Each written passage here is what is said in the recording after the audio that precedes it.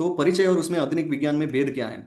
तो जो आधुनिक विज्ञान है, मॉडर्न साइंस है, जो पाश्चात्य विज्ञान और उसकी स्थूल विज्ञान के ऊपर आधारित है या वही है। तो उसमें एक एग्जांपल लेते हैं कि जैसे आहार की अगर हम बात करते हैं, अन्न की बात करते हैं, फूड की बात करते हैं, तो वर्बली ऐसा ही अर्थ लिया जाता है कि वो केवल पेट की भूख मिटाने, शारीरिक रूप से स्वस्थ रहने के लिए, शरीर को बलवान बनाने के लिए या जीवित रहने के लिए खाना खाया जाता है। तो खाना केवल इसी दृष्टिकोण से खाया जाता है। जबकि वैदिक जो ज्ञान विज्ञान है, वैदिक संस्कृति है, भारतीय संस्कृति है, उसमें भोजन केवल पेट भरने का साधन नहीं है। अन्न से मन बनता है, इस भाव से अन्न की शुद्धि, अन्न की पवित्रता, उसका संस्करण भी होता है, उसका संस्कार भी होता है। और ऐसा अन्न अपने केवल पेट के लिए नहीं बनाया जाता है। वो देव पितर और अपने आसपास की जीव सृष्टि, उन सबको ध्यान में रखते हुए उनको उनको भी तुष्ट करके, पुष्ट करके अपना अन्न भोजन के रूप में लिया जाता है। और उस जो हविष्यान्न जिसे उस भाषा में बोलते हैं, या फिर सेवा करने के बाद लिया हुआ बचा हुआ अन्न जो है, प्रकृति की, समाज की, ईश्वर की, वो जो है वो हमारे मन बुद्धि चित्त, मतलब हमारा स्थूल देह है, हमारा सूक्ष्म देह है, हमारा कारण देह है, उन सबको पुष्ट करता हुआ हमें आगे ले जाता है और सदगति की ओर ले जाता है। इहलोक और परलोक की सदगति को निर्धारित करता है। ऐसी भावना से हम आहार करते हैं, नित्य आहार करते हैं, भोजन पकाते हैं, बनाते हैं। और इतना ही नहीं, इतना ही केवल अन्न नहीं है। जो भी हम ग्रहण करते हैं इंद्रियों के द्वारा, नेत्र के द्वारा, केवल मुंह से, जिह्वा से जिसका रस लेके खाते हैं, वही अन्न नहीं माना गया है, वही आहार नहीं माना गया है। वैदिक ज्ञान विज्ञान में, वैदिक विज्ञान, अब मैं वैदिक विज्ञान ही बोलूंगा ज्ञान विज्ञान के स्थान पर। वैदिक विज्ञान में जो नेत्र के द्वारा ग्रहण किया जाता है वो भी अन्न का रूप, वो भी अन्न है, वो भी आहार है। उसका भी प्रभाव पड़ता है मन के ऊपर, ठीक है, विचारों के ऊपर, भावों के ऊपर, और भविष्य के हमारे कर्मों क्या होंगे उसके ऊपर। कर्ण के द्वारा हम जो सुनते हैं, श्रवण करते हैं, इन लोगों को की कैसी बातों को श्रवण करते हैं, वो भी आहार है। ठीक है, त्वचा के द्वारा, स्पर्श के द्वारा भी पाप संक्रमित होता है, पुण्य पुण्य पाप आदि संक्रमित होते हैं। और नासिका के द्वारा भी, ठीक है। तो इंद्रियों के द्वारा, सारी इंद्रियों के द्वारा जो विषय ग्रहण होते हैं वो सभी उन इंद्रियों के आहार माने जाते हैं, जो हमारे स्थूल शरीर को, सूक्ष्म शरीर को और कारण शरीर, इन तीनों को दिशा देते हैं, इनको पुष्ट बनाते हैं या रुग्ण करते हैं। तो वैदिक ज्ञान विज्ञान की, जब वैदिक विज्ञान की जब हम बात करते हैं, तो उसमें केवल स्थूल विज्ञान, स्थूल शरीर की बात या आसपास के स्थूल पदार्थों की ही भावना नहीं सोची जाती है। उसमें सूक्ष्म ज्ञान विज्ञान भी हुए, उसमें कारण का, कारण देह को लेकर, कारण शरीर को लेकर ज्ञान विज्ञान की भी बात विचारणीय होती है। और इस प्रकार से वैदिक ज्ञान विज्ञान के वेदादि शास्त्रों के जो हैं सिद्धांत दिए गए हैं।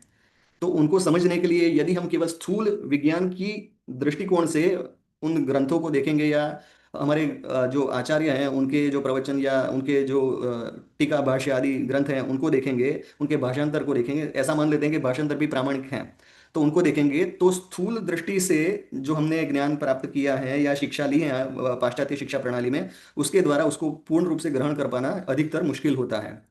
तो यही कारण है कि आधुनिक शिक्षा प्रणाली में शिक्षा लिए हुए हम लोग, जो वैदिक विज्ञान है, जो वेदादि शास्त्रों में, ग्रंथों में है, उसको सीधा पढ़ करके या ऐसे ही उपदेश के द्वारा भी प्राप्त करना कठिन होता है शुरू शुरू में। अब जब हम परिचय दे रहे हैं और भेद की बात कर रहे हैं, तो स्थूल विज्ञान जो है वो हम हमारे हमें जो दृष्टिगोचर हो रहा है उसी विश्व की बात करता है, उसी विज्ञान, उसी की बात करता है। जबकि वैदिक विज्ञान जो है वो स्थूल देह, सूक्ष्म देह, कारण देह और कारणातीत जो है आत्मा, इन चारों की बात करके, इन चारों का विचार करके वेदादि शास्त्रों में सिद्धांत दिए हुए हैं। तो आधुनिक विज्ञान केवल स्थूल शरीर और जो हमारा स्थूल इंद्रियां हैं उन्हीं तक सीमित रहता है। और हम आधुनिक विज्ञान को पढ़े लिखे किस तरह है? वैखरी वाणी से। हम जो अभी बोल रहे हैं उस वाणी को वैखरी कहा जाता है। जबकि सूक्ष्म जो वैदिक ज्ञान विज्ञान है, सूक्ष्म देह से संबंधित जो है, मन से संबंधित जो है वैदिक ज्ञान विज्ञान, उसके लिए उसकी वाणी की जो भाषा, वाणी या भाषा कही गई है, वो मध्यमा कही गई है, उसका शास्त्रीय नाम मध्यमा है। तो वैखरी जो है वो मध्यमा नहीं है, और वैखरी के द्वारा ही सीधा मध्यमा का, हम मध्यमा से संबंधित, मन से संबंधित, सूक्ष्म देह से संबंधित जो भी विज्ञान है उसको केवल हम बोल के, पढ़ के, रट के या फिर बता के ऐसे प्राप्त कर ले, ऐसी बात नहीं है। वो अनुभवजन्य है, अनुभवगम्य है। और उसके सिद्धांत भी ऐसे ही सीधे वैखरी से ही सारे प्रतिपादित हो जाए, ऐसी बात नहीं होती है। यही बात होती है पश्चंती वाणी को लेकर। तो पश्चंती वाणी के द्वारा कारण देह जो है, जो बुद्धि से समझा, बुद्धि की समझ में आ सकता है, और ये बुद्धि मतलब सामान्य कुतर्क करने वाली बुद्धि, या जिसके द्वारा हम आधुनिक शिक्षा ले रहे हैं, वो बुद्धि की बात नहीं है। तस्य प्रज्ञा प्रतिष्ठिता। तो गीता में जिस प्रज्ञा को प्रज्ञा की प्रतिष्ठा जब हो जाती है, स्थिर हो जाती है, तो स्थित प्रज्ञा की बुद्धि की बात यहाँ पे की गई है। और स्थित प्रज्ञा की, स्थित स्थित प्रज्ञा से कहा भाषा, तो स्थित प्रज्ञ किसे कहते हैं, उसकी व्याख्या क्या है, वो उसके लिए भगवत गीता हम देख सकते हैं। तो उसमें, और भगवत गीता ऐसा नहीं कि पुस्तक उठाकर देख लिया, उसके ऊपर हमारे प्रामाणिक आचार्य, परंपरागत आचार्यों के जो भाष्य हैं उसको देखकर इसका निर्णय होगा कि भाई ये पश्चंती वाणी के द्वारा जो स्थित प्रज्ञता की बात कही गई है, पश्चंती वाणी में वो समझ आती है, तो वो वैदिक विज्ञान उससे संबंधित है। अब वैखरी से ही मध्यमा, पश्चंती और परा को जोड़कर, या फिर स्थूल जो बाह्य जगत की वस्तुएं हैं, उपकरण हैं, उसी से मध्यमा, पश्चंती और परा को हम मेजर करेंगे, सुन लेंगे, समझ लेंगे, ट्रांसलेट कर लेंगे, कम्युनिकेशन कर लेंगे मध्यमा, पश्चंती और परा का, तो ये असंभव बात है। ऐसी बात शास्त्रों में नहीं मानी गई है, नहीं कही गई है। अदरवाइज उसको भी वैखरी की ही श्रेणी में रखा जाता। उसको क्यों चार विभाग किए जाते वाणी के? मध्यमा को क्यों मन से, पश्चंती को क्यों बुद्धि से, और परा को क्यों आत्मा से जोड़ा जाता? तो ऐसा भेद करने की कोई आवश्यकता उन लोगों को अगर नहीं होती, केवल जैसे स्पीकर और माइक और इन सबसे वैखरी वाणी हम पहुंचा सकते हैं दूर तक इलेक्ट्रॉनिक संसाधनों से, ऐसा ही होता, तो वो भी वहां पर स्पष्टता कर दी गई होती, और तब वैखरी, मध्यमा, पश्चंती और परा में कोई अंतर ही नहीं रहता। तो वैदिक विज्ञान जो है उसमें वाणी के भी ये चार माध्यम हैं, चार प्रकार हैं। और वो चार: स्थूल शरीर, हमारा सूक्ष्म शरीर जो कि मन रूप है, कारण शरीर जो कि स्थित प्रज्ञा के रूप में है, और कारणातीत जो है, जो आत्मा मुख्य संचालन करता है इन तीनों शरीरों का, और इन सबका जो पावर हाउस है वो आत्म तत्व है, आत्म स्वरूप है। और जो व्यष्टि चेतना और समष्टि चेतना का एक स्वरूप है, वो परावाणी के द्वारा काम करता है, और परावाणी उसका कम्युनिकेशन का माध्यम है। तो वैदिक ज्ञान विज्ञान में और स्थूल ज्ञान विज्ञान में ये बड़ा अंतर हमें समझना चाहिए। और वैदिक विज्ञान के अंदर जो भी सिद्धांत मध्यमा को लेकर, पश्चंती को लेकर, परा को लेकर, या फिर मन को लेकर, बुद्धि को लेकर, या आत्मा को लेकर दिए गए हैं, उसको केवल वैखरी के द्वारा ही परिभाषित करके संतोष नहीं मान लेना चाहिए। उसके ऊपर और अधिक कार्य करने की आवश्यकता है, और वो प्रायोगिक कार्य हैं, वो केवल शब्दों का, वैखरी का विषय नहीं है, ऐसा समझना चाहिए। और ऐसे दृष्टांत भी हमें शास्त्रों में दृष्टिगोचर होते हैं।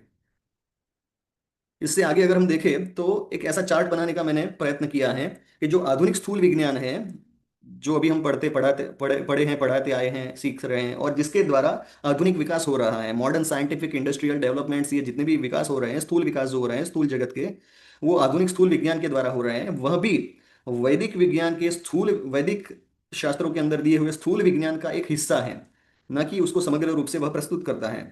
ठीक है, आगे हम देखेंगे कि जो आधुनिक स्थूल विज्ञान है वो भी वैदिक स्थूल विज्ञान से ही प्रेरित है। तो वैदिक वैदिक विज्ञान के चार प्रकार किए गए, अगर हम देखें तो। ठीक है, वैदिक विज्ञान के कौन से चार प्रकार? एक तो वैदिक विज्ञान जो स्थूल देह संबंधित है, वैदिक विज्ञान जो सूक्ष्म देह संबंधित है, वैदिक विज्ञान जो कारण देह संबंधित है, और वैदिक विज्ञान जो आत्मा संबंधित है। ठीक है, तो ये चार विभाग जो हैं इस चार्ट में ऐसे मैंने बताए हैं। अब इनके इंटरसेक्शन कहीं पर हैं, सबके एक दूसरे के साथ इंटरसेक्शन है ही। और ये तीनों जो यहाँ दिखाए गए हैं, वैदिक स्थूल विज्ञान, वैदिक कारण विज्ञान और वैदिक सूक्ष्म विज्ञान, उसमें जो स्माइली करके तीन फेस बताए गए हैं, वो जो है वो वैदिक आत्मविज्ञान है, उस समुद्र के अंदर स्थित है। तो ये इसके सबसेट्स हैं। और आधुनिक स्थूल विज्ञान है वो वैदिक स्थूल विज्ञान की एक थोड़ी सी झलक मात्र है, छोटी सी छाया मात्र है। ऐसा हमें समझना चाहिए वेदादि शास्त्रों में जो उसका विस्तार से वर्णन है उसके अनुसार। ठीक है, तो वैदिक कारण विज्ञान को हम इग्नोर कर रहे हैं, वैदिक सूक्ष्म विज्ञान को भी हम इग्नोर कर रहे हैं, जब हम वैदिक विज्ञान के नाम से केवल आधुनिक स्थूल विज्ञान को एनालॉजी बिठा रहे हैं तब। तो ये बात हमें थोड़ी विचार करना चाहिए इसके ऊपर, और बारंबार विचार करके, चर्चा विमर्श करके इस उसको सही तरीके से बिठाना चाहिए कि आधुनिक स्थूल विज्ञान की जो शोध हैं, डेवलपमेंट्स हैं, उसको वैदिक विज्ञान के सूक्ष्म और कारण विज्ञान या स्थूल विज्ञान ऐसे विभाग किए बगैर, उसके साथ वैदिक विज्ञान के ही नाम से एनालॉजी बिठाकर हम कितने दूर जा सकते हैं या कहाँ तक जा सकते हैं, वो विचार करना चाहिए।